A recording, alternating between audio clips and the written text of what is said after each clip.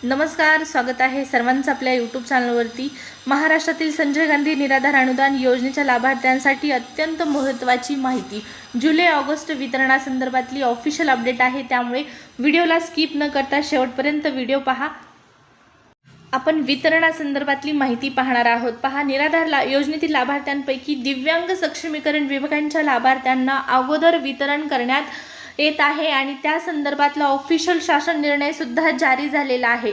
पहा, शासन निर्णय निर्गमित झाल्याच्या नंतर सर्व लाभार्थ्यांच्या माध्यमातून प्रश्न विचारला जात होता की नेमकं आमच्या खात्यामध्ये अनुदान कधीपर्यंत जमा होणार आहे, आणि या संदर्भात आपण ऑफिशियल माहिती पाहत आहोत। स्किप करू नका, व्हिडिओ पहा। प्रशासनाच्या स्तरावरून संजय गांधी निराधार अनुदान योजनेतील लाभार्थ्यांपैकी दिव्यांग सक्षमीकरण विभागांच्या लाभार्थ्यांना म्हणजेच दिव्यांग लाभार्थ्यांसाठी वितरणासंदर्भातली सगळ्यात मोठी माहिती आलेली आहे, आणि ती माहिती म्हणजेच सास पोर्टलच्या अपडेट काम पूर्ण संदर्भात। या ठिकाणी पहा, लाभार्थ्यांसाठी शासन निर्णय तर आला होता, मात्र वितरण सुरू झालं नव्हतं, आणि वितरणासाठी नेमका प्रॉब्लेम काय आहे, अडचण काय आहे, हे लाभार्थ्यांना माहीत नव्हतं। त्यांच्या माध्यमातून वारंवार प्रश्न विचारले जात होते की नेमकं वितरण कधीपर्यंत सुरू होणार आहे, कधी आमच्या खात्यामध्ये अनुदान जमा होणार आहे। तर सगळ्यात मोठी ऑफिशियल माहिती आपण पाहत आहोत। पहा, जसं की मी तुम्हाला कालच्या व्हिडिओमध्ये सांगितलेलं होतं की पोर्टल अपडेटचं काम आणखीनही सुरू आहे। एकत्रीकरण करण्याचं काम सास पोर्टलच्या माध्यमातून सास पोर्टलवरती सुरू आहे, आणि त्या संदर्भातली इथं ऑफिशियल माहिती देण्यात आलेली आहे। पहा, वितरणासंदर्भात काही टेक्निकल बाबींचा इश्यू झालेला आहे, आणि तो इश्यू म्हणजेच कशा संदर्भात आहे तर महाआयटीच्या माध्यमातून सास पोर्टलच्या जे अपडेटचं काम पूर्ण आणखीनही झालेलं नाही त्या संदर्भातलं आहे, आणि हे काम कधीपर्यंत पूर्ण होणार आहे आणि लाभार्थ्यांच्या खात्यामध्ये कधीपर्यंत हे अनुदान जमा केलं जाणार आहे, यासाठी व्हिडिओ कंटिन्यू करा। याच पोर्टलच्या माध्यमातून पहा, सास पोर्टलच्या माध्यमातून लाभार्थ्यांसाठीचं अपडेट काम पूर्ण करण्यासाठीची प्रक्रिया अद्यापही सुरू आहे, आणि त्या संदर्भातला महाआयटीकडून ऑफिशियल मेल जारी करण्यात आलेला आहे। या ठिकाणी पाहू शकता विषय आहे या मेलचा। थोडक्यात आपण पहा, सास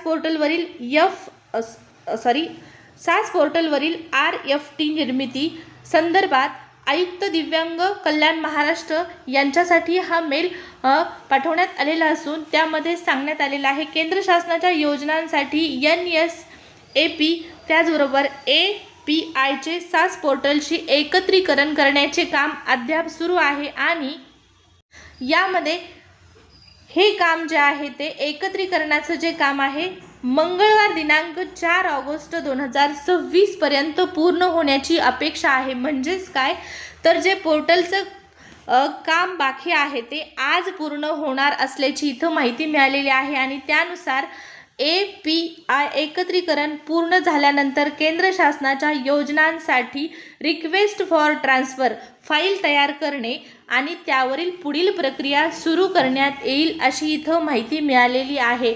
तर ज्यावेळेस हे काम पूर्ण होणार आहे त्यानंतर आजच हे काम पूर्ण होणार आहे, आणि रिक्वेस्ट फॉर ट्रान्सफर जे लाभार्थ्यांचं अनुदान पेंडिंग आहे त्यासाठी ट्रान्सफरची फाईल तयार करण्यात येणार असून इथं पुढील प्रक्रिया सुरू करण्यात येणार आहे। रिक्वेस्ट फॉर ट्रान्सफर फाईल तयार करून त्यावरील जी प्रक्रिया आहे ट्रान्सफर करण्याची, DBT करण्याची, ती सुरू होत आहे अशा पद्धतीची माहिती या मेलच्या माध्यमातून स्पष्टपणे जारी करण्यात आलेली आहे।